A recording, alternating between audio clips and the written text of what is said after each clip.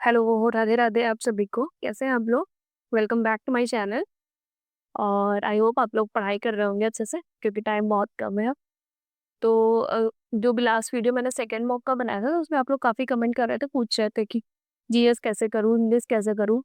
तो मैंने सोचा कि एक वीडियो बना देती हूँ, क्योंकि काफ़ी लोगों का कमेंट था। तो पर्सनली सबको सारी चीज़ें बताना पॉसिबल नहीं हो पा रहा था। तो अपने हिसाब से नहीं, जो प्रीवियस ईयर के क्वेश्चंस आए थे उस बेसिस पर एनालिसिस करके मैंने कुछ स्पेसिफिक टॉपिक्स लिखे।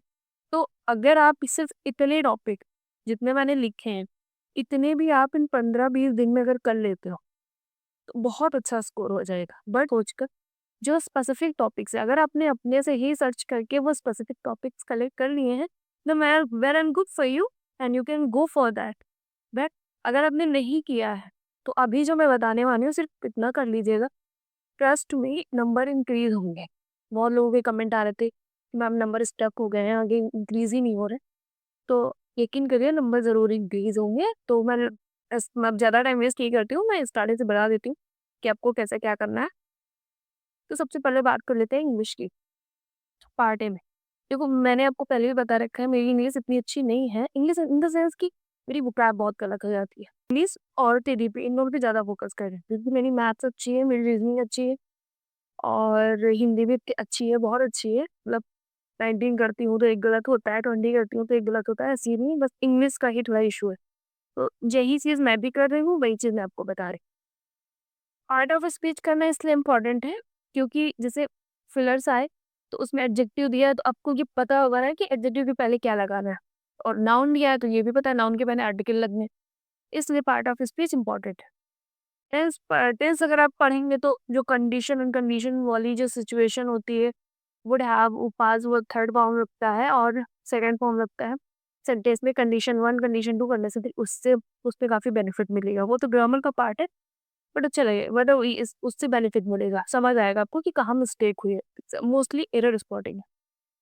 बाकी एक्टिव पैसिवाइज कर लीजिएगा।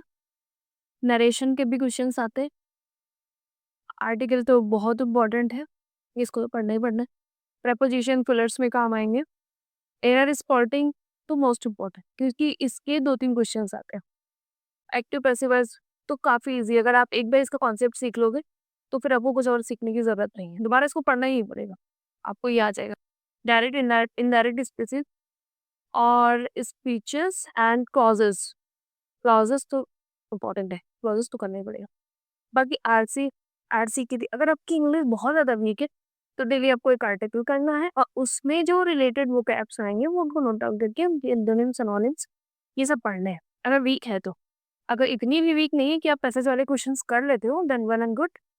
फिर वोकैब, वोकैब पे डेली फोकस करना है, क्योंकि एक दिन में आप सोचो कि हम बैठकर सब वोकैब वोकैब एक ही दिन में पूरे पढ़ लेंगे, तो वो पॉसिबल नहीं हो पाएगा। इसलिए आपको वोकैब पर डे के 10, 12, 15 जितने भी आप कर सको डेली बेसिस पे करो। और इसके अलावा one word substitution, idioms and phrases, ये भी आपको करना है। इनके भी डेली डेली के 5-5 ले लोगे, फिर पिछला रिवीजन करते रहोगे, तो ये सारी चीज़ें बहुत आराम से हो जाएगी। बाकी अगर आप वोकैब करोगे, एंटोनिम सिनोनिम करोगे, तो आपके फिलर ऑटोमेटिक रेडी हो जाएंगे। फिर इससे वोकैब से रिलेटेड फिलर्स पे आते हैं, मिस स्पेल्ड सही हो जाएगा, क्योंकि अगर वो रिपीट होंगे, वर्ड्स रिपीट होंगे, तो मिस्टेक होगी तो आप आइडेंटिफाई कर लोगे। इसलिए इंग्लिश के लिए सिर्फ इतना। अब अगर मैं सोर्स की बात करूँ, जिनको नीतू मैम से समझ आता है वो नीतू मैम से पढ़े, वरना सुमन मैम से आप पढ़ सकते हो। सुमन मैम जो है वो डेली रात के 9 बजे क्लासेस लेती हैं। तो जैसे अगर आपका आर्टिकल वीक है, प्रीपोजिशन पढ़ना है, कॉन्सेप्ट क्लियर करना है, तो आप उनसे डेली बेसिस पे 1 घंटा निकाल कर उनको दो, उनकी क्लास देखो, तो आपके धीरे धीरे सारे टॉपिक कवर होते जाएंगे। और सुमन मैम ने एक 8 आवर की मैराथन ली है ग्रामर की। तो ये जो ग्रामर वाले टॉपिक्स, अगर सिर्फ वो आप एक मैराथन देख लोगे, तो ये सारा कंप्लीट हो जाएगा। अब ये अगर इतना भी नहीं करना है, फिर तो प्रॉब्लम होगी, क्योंकि टाइम तो देना ही पड़ेगा। जो सब्जेक्ट वीक है उसमें थोड़ा ज़्यादा टाइम देना पड़ेगा। तो जैसे 8 आवर की मैराथन थी, वो मैं एक बार कंप्लीट कर चुकी हूँ, दोबारा मैंने स्टार्ट कर दिया, हाफ हो गई है, हाफ बची है। इसलिए क्योंकि थोड़ा एक्स्ट्रा टाइम अलग से देना पड़ेगा, क्योंकि ये सब्जेक्ट वीक है हमारा। तो ये मोस्टली उन लोगों के लिए है जो एवरेज स्टूडेंट है, जो मेरी तरह है। बाकी जो प्रो है उन्हें कुछ भी करने की ज़रूरत नहीं है, ठीक है? अब हिंदी की बात कर लेती हूँ। हिंदी में संधि, समास, उपसर्ग, प्रत्यय, वाच्य, वाक्य वाच्यवाक्य के शुद्ध अशुद्ध और उसके प्रकार। प्रकार में जैसे सरल हो गया, संयुक्त हो गया और मिश्र। संयुक्त और मिश्र में बहुत कंफ्यूजन होती है, तो इसलिए आप ये इस पे थोड़ा ज्यादा ध्यान दीजिएगा। विलोम पर्यायवाची आता है, मुहावरे लोकोक्तियां आता है। लोकोक्तियां बहुत डिफरेंट डिफरेंट टाइप्स की आती है, तो इन पर ज्यादा फोकस करना है। स्वर व्यंजन में मतलब जो स्वर के टाइप्स होते हैं वो जरूर पूछ लेते हैं।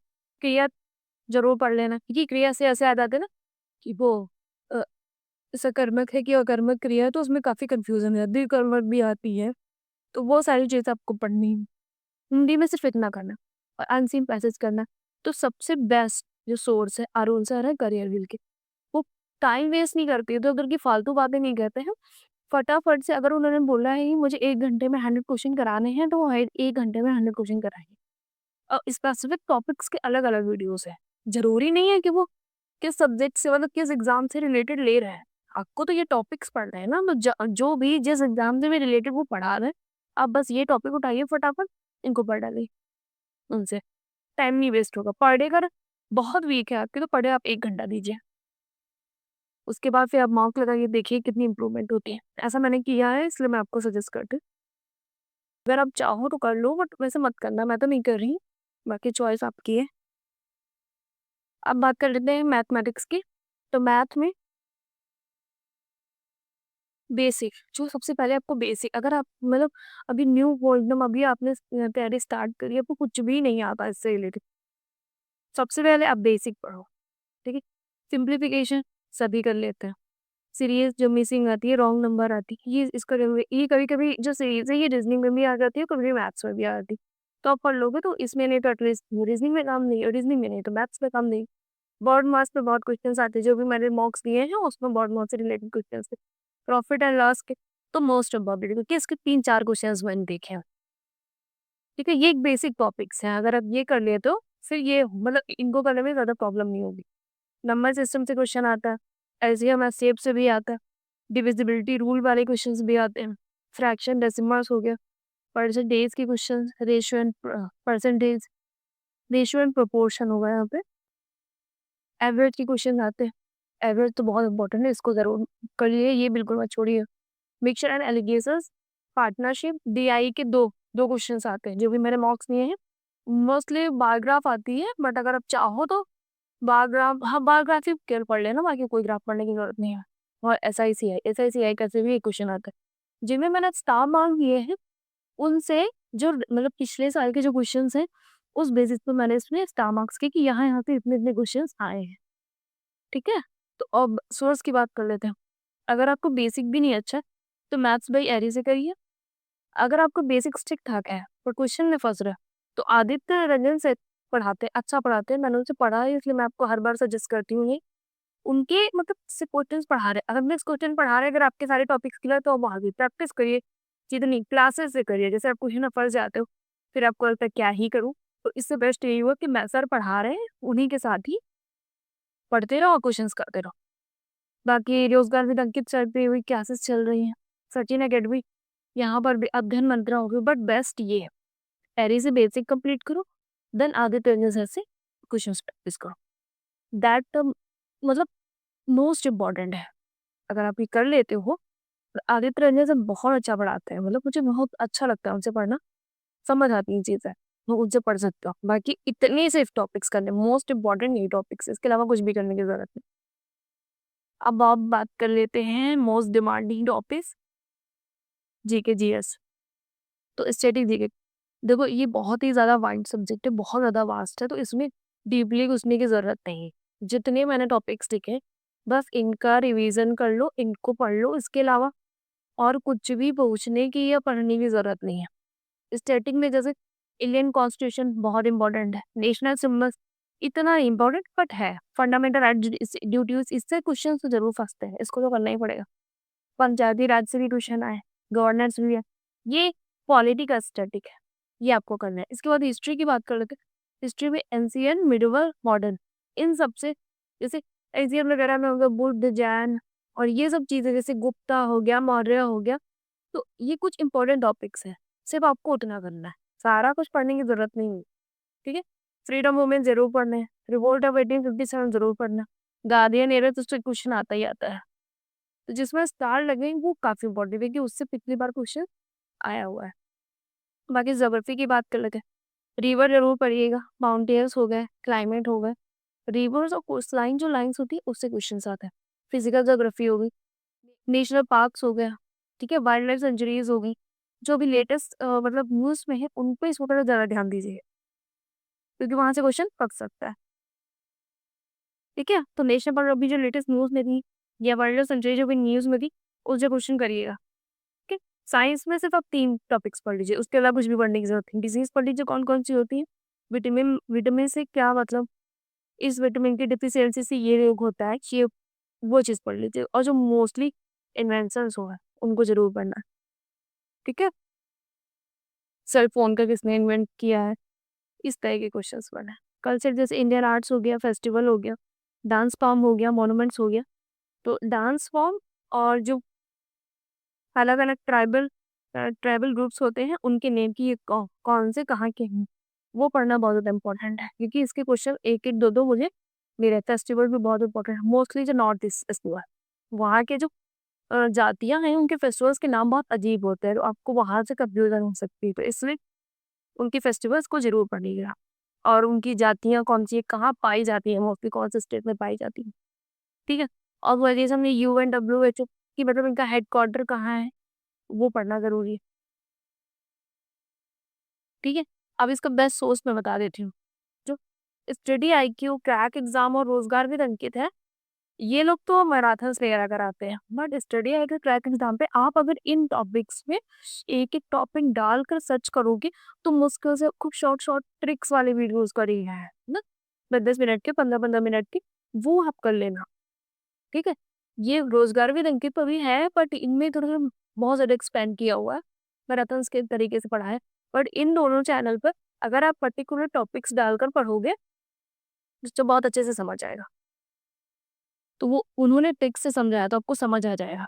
तो ये था सोर्स और करंट अफेयर्स की बात कर लें तो 6 टू 8 मंथ का करना है। मैं तो 6 मंथ का लेके चल रही इसलिए क्योंकि मुझे ना बहुत ज़्यादा कन्फ्यूज़न हो जाता है। तो इससे अगर आप 6 टू 8 लेके चलो तो जुलाई से जान दो। फ़ेब फ़ेब के 2 वीक कर लेना पहले से। पहले के जो 2 वीक है वो कर लेना। तो इतना करना है। अगर आप चाहो तो 6 महीने का कर सकते हैं। अगर आप बहुत ज़्यादा मतलब पढ़ना चाहते हो तो 8 मंथ का कर लेना। ठीक है, बस इतने टॉपिक्स करने हैं। International events, government scheme and policies, awards and honours, sports, appointment and person in news और इम्पोर्टेंट डेट्स एंड थीम। इसके अलावा कुछ भी करने की ज़रूरत ये crack exam, study with Ravi, GK, study with vines कहीं से भी कर सकता हो। बस इतने टॉपिक करने हैं और अगर अच्छा होगा निमोनिक से ट्रिक से आप करते हो तो अच्छे से याद हो जाएगा। इसके अलावा कुछ भी करने की ज़रूरत है। 15 से अबव नंबर मिलेंगे आपको अगर आपने इसको मल्टीपल टाइम रिवीजन कर लिया। एक बार पढ़ने से नहीं होगा, मल्टीपल टाइम उसका रिवीजन करना पड़ेगा। ये तो भूल जाओगे, रिकॉल नहीं हो पाएगा, सिर्फ एग्जाम में रिकॉल ही नहीं हो पाएगा। तो इसके लिए इसको काफ़ी बार मतलब रिपीट करके सेम टॉपिक्स नहीं चेंज करने हैं, आज ये पढ़ लेंगे कल, ऐसा कुछ नहीं करना। सेम टॉपिक को मल्टीपल टाइम से रिवीजन कर, ठीक है? रीज़निंग की बात करते हैं, रीज़निंग तो आई थिंक सबकी ईज़ी होती है, आती है सबको, सबकी अच्छी होती है। जिसमें ये स्पेस विजुअलाइज़ेशन, पेपर कटिंग वाले जो होते हैं, मिरर इमेजेस के क्वेश्चंस आता है, वाटर इमेज और नंबर सीरीज़ आती है। तो नंबर सीरीज़ आप एक बार पढ़ लोगे तो मैथ्स में भी फ़ायदा हो जाएगा और रीज़निंग में तो होगा ही। वर्बल एंड फिगर क्लासिफिकेशन हो गया, एनालॉजीज़ हो गया, रैंकिंग हो गया, डिसीज़न मेकिंग हो गया। ये जो आते हैं ये सारे वर्बल रीज़निंग के पार्ट्स हैं। अब नॉन वर्बल में जैसे coding, decoding, coding and decoding बहुत ईज़ी आती है, बैंक लेवल की नहीं आती है, बहुत ईज़ी 1-1, 2-2 लाइन की कोडिंग आती है। तो अगर आप बस बेसिक कॉन्सेप्ट सीख लोगे तो आप एटलीस्ट क्वेश्चन कर लोगे एग्ज़ाम। अल्फ़ाबेट्स वाले तो सभी को आते हैं, ईज़ी होता है। वेन डायग्राम वेन डायग्राम थोड़ा कंफ्यूजिंग होता है क्योंकि मेरा कंफ्यूजिंग है, मैं कंफ्यूज हो जाती हूँ। तो मैं बहुत ज़्यादा डिफ़िकल्ट आया तो मैं छोड़ देती हूँ। अगर मेरी समझ में आ रहा है तो मैं कर देती हूँ क्योंकि 1 नंबर माइनस करवाने का कोई मतलब नहीं, ठीक है? ब्लड रिलेशन से ज़रूर आता है। डायरेक्शन का भी ढेर क्वेश्चन आते हैं, 1 से 2 आते हैं, अदर्स 1 ही आती है, ठीक है? और रैंकिंग का भी क्वेश्चन आता है। इनका बेस्ट सोर्स है अरुण सर हैं जो करियर रिव्यू पढ़ाते हैं। जो मतलब अरुण सर रीजनिंग के भी हैं। वो करियर के बाद अड्डा 24/7 से कर सकते हो और रोजगार भी अंकित सर से कर सकते हो, अदर नंद्रा से कर सकते हो, सचिन अकेडमी से कर सकते हो। एक सोर्स से करना, जिससे आपको समझ आए उससे सारे टॉपिक्स आप कवर कर लेना। ठीक है, अलग अलग सर से फिर सेम टॉपिक को बार बार देखेगा कोई मतलब, टाइम वेस्ट होगा उससे और कॉन्सेप्ट पे भी जाएंगे, क्योंकि सबका तरीका अलग अलग होता है ना पढ़ाने का। इसलिए आपको जिनसे समझ आए उनसे कर लीजिएगा, बट एक ही सोर्स फॉलो करिएगा। अगर बुक है तो बुक से प्रैक्टिस करें, फिर तो कुछ करने की जरूरत ही नहीं, सिर्फ बेसिक कॉन्सेप्ट सीख कर अपना बुक से फॉलो करिए, बुक से करिए। और लास्ट में एनालिटिकल में जैसे स्टेटमेंट एंड कंक्लूजन आता है और डेटा सफिशिएंसी वाले यहाँ पे, इसमें जैसे बुक कर कि स्टेटमेंट 1 इसका कंक्लूजन सही है कि नहीं, डेटा डिफिशिएंसी पूछता है, सफिशिएंसी में ये पूछता है कि मतलब दोनों जैसे फर्स्ट एंड सेकंड ऑप्शन दे दिया तो पूछता है कि मतलब एक से आंसर आ जाएगा कि दोनों को, या फिर सिर्फ इससे आएगा इससे नहीं आएगा, या दोनों को मिलाकर भी नहीं आएगा या दोनों को मिलाकर आएगा, इससे रिलेटेड क्वेश्चन होते हैं। तो ये दोनों टॉपिक्स भी पढ़ना पड़ेगा। बाकी आई थिंक मैंने सारा कुछ बता दिया है आपको, फिर भी अगर आपको कुछ डाउट है तो लेट मी नो। और सबसे मोस्ट इम्पॉर्टेंट बात कि जब मल्टीपल सोर्सेस कलेक्ट करने की, पीडीएफ्स कलेक्ट करने की रिक्वायरमेंट नहीं है, एक ही सोर्स, एक कुछ टॉपिक्स जो सेलेक्टेड टॉपिक्स है उनको मल्टीपल टाइम रिवीजन करना है, इसके अलावा कुछ भी नहीं करना है कि नहीं आज इन सर से पढ़ लेते हैं कल इन सर से पढ़ लेते हैं, ऐसा कुछ नहीं। ठीक है, पार्ट बी की बात करो, बहुत डिमांडिंग क्वेश्चन है, पार्ट बी से काफ़ी याद है। हालांकि मैंने पार्ट बी का वीडियो बनाया है, बट आप लोग ये देखिए, मैंने प्रतीक शिवालिक सर की बुक मंगाई है, बताया था मैंने आपको कि ब्लू बुक मैंने मंगाई है, काफ़ी अच्छी बुक है। आगे मैंने डेवलपमेंट के कुछ क्वेश्चंस करे हैं, बाकी नहीं किया, इससे मैंने इसको नोट नहीं किया क्योंकि इसलिए था, तो मैंने सोचा यहीं से बता देती हूँ। देखो अब इम्पोर्टेंट टॉपिक्स कि ये टॉपिक्स आप कर लोगे तो आपका हो जाएगा। अगर आपको इसके मतलब उन टॉपिक्स का फोटो चाहिए कि मैम ये टॉपिक सेंड कर दीजिएगा, तो let me know in comment section, तो मैं इनका फोटो क्लिक करके आपको सेंड कर दूँगा। ठीक है, हिस्ट्री जानना बहुत ज़रूरी है, हिस्ट्री ऑफ एजुकेशन क्या होती है। ठीक है, और इसमें साइकोलॉजी मोस्ट इम्पॉर्टेंट है, ये ज़रूर पढ़ लीजिएगा। बाकी साइकोलॉजी के फंडामेंटल्स क्या होते हैं वो भी पढ़ने, स्टडी बिहेवियर हो गया, सिगमंड फ्राइड हो गया, हेरिडिटी और इन्वायरमेंट मोस्ट इम्पॉर्टेंट है, growth and development most important है, 3 से 4 क्वेश्चन फंसते हैं यहाँ से। एडोलेसेंस ये भी बहुत इंपॉर्टेंट है, एजुकेशन हो गया, लर्निंग हो गया, लर्निंग में सारे आएंगे जैसे ब्लूम्स टैक्सोनॉमी हो गई, पियाजे वगैरह हो गए, और थ्योरी ऑफ लर्निंग में जैसे कॉग्निटिविस्ट, बिहेवियरिस्ट, ये सारी चीज़ें आएंगी, ये भी आपको पढ़ना है। ठीक है, और मोटिवेशन भी पढ़ना है, इससे भी क्वेश्चन आता है। कॉग्निशन हो गया, इसके अंदर भी देखिए सब टॉपिक्स भी अवेलेबल। इंटेलिजेंस पढ़ लीजिएगा कि मतलब जी बहुत ज़्यादा इंटेलिजेंट है, उनका आईक्यू लेवल कितना होता है, ये सारी चीज़ें। क्रिएटिविटी हो गया, पर्सनैलिटी बहुत इंपॉर्टेंट है, teaching and learning process most important. ठीक है, रेमेडियल टीचिंग की, टीचर्स को पढ़ाने की क्या रेमेडियल होनी चाहिए, मतलब क्या उनको तरीका होना चाहिए, कौन कौन सा मटेरियल होना चाहिए, उनकी कॉन्सेप्ट क्या है, उनका एप्लीकेशन क्या है, इम्प्लीकेशंस क्या है, वो सब पढ़ना। सोशलाइजेशन पढ़ लेना, length related settle education, individual differences, gender, inclusive education, disabilities और डिफिकल्टीज मोस्ट इम्पोर्टेंट है। एक दो क्वेश्चन आते हैं इससे, एक दो आते हैं। डाइवर्स लर्नर हो गया, मेंटल हेल्थ हो गया, गाइडेंस एंड काउंसलिंग हो गया, और मतलब सारे ही इंपॉर्टेंट है। इंस्ट्रक्शनल प्लान हो गया, आईसीटी मोस्ट इम्पॉर्टेंट है, असेसमेंट भी बहुत इंपॉर्टेंट है, लीडरशिप भी, और स्कूल प्रोसेस एंड फोरम्स हो गया, एनईपी 2020 हो गया, आरटीई 2009 हो गया, एनसीएफ 2005 हो गया, फंडामेंटल ऑफ एजुकेशन हो गया, एजुकेशनल पॉलिसी एंड स्कीम हो गई इन सीडीपी के क्षेत्र में। ठीक है, तो इतने जो टॉपिक्स हैं, ओवरऑल 39 टॉपिक्स है, सारे इंपॉर्टेंट है, एक भी नहीं छोड़ सकते कि आप सोचो कि नहीं ये छोड़ दो वो छोड़ दो, ऐसा कुछ भी नहीं। इसके अलावा एनआईओएस है, एनआईओएस अगर आपके पास बुक है तो आप बुक से पढ़िए, फिर वीडियो वीडियो देखने की जरूरत नहीं है। लेकिन मैं अपना बता रही हूँ कि मैं गारंगी मैम से कर रही हूँ, मेरी आई थिंक एक, हाँ 8 क्लासेस हो गए हैं, कुछ घंटे का बचा है तो वो मैं कर लूंगी, और उसके बाद सिर्फ क्वेश्चन लगाने। इसका मैंने अभी स्टार्ट नहीं किया, थोड़ा सा भी ग्रोथ के क्वेश्चन लगाए थे और एक साइकोलॉजी के क्वेश्चंस लगाए थे बस, और अभी कुछ नहीं किया है। अब बस ये डेली बेसिस पे स्टार्ट करने वाली हूँ, एक एक टॉपिक डेली बेसिस पे करूँगी। जैसे ये मैंने हेरिडिटी और इन्वायरमेंट के लगाए थे, लगभग सही थे, कुछ गलत हुए हैं, ये अलग गलत हुआ है। तो काफ़ी अच्छी बुक है, मुझे बहुत अच्छी बुक लगी है कि सारे टॉपिक्स यहीं से मिल जाएंगे। और आप लोग पूछ रहे थे ना कि बाई क्यूज कहाँ से आप करते हो या टेलीग्राम पे सेंड कर दो, तो आप प्रतीक शिवालिक सर के मतलब ऐप उनका डाउनलोड कर लो, उनके फ्री कंटेंट में 20 पेपर पड़े हैं, प्रीवियस ईयर 20 पड़े हुए हैं। तो टेस्ट के फॉर्म में आप करोगे ज़्यादा बेस्ट होगा विदाउट पीडीएफ। पीडीएफ को बिल्कुल प्रेफ़र मत करो, क्योंकि मुझसे पीडीएफ नहीं होती है ज़्यादा। मुझसे मतलब पीडीएफ में बोर हो जाती हूँ। मैं टेस्ट के फॉर्म में करती हूँ तो ज़्यादा ईज़ी होता है। तो कहीं और भटकने की ज़रूरत नहीं है। सिर्फ़ ऐप से प्रतीक सर का प्रतीक सर वाला जो ऐप है, उन्हीं का नाम ही है, उसको डाउनलोड कर लेना और वहीं पे फ्री कंटेंट में 20 मतलब सेट है। वो आप लगा लेना, उसके अलावा कुछ भी करने की ज़रूरत नहीं। बाकी थी पार्ट ए और पार्ट बी की स्ट्रैटेजी।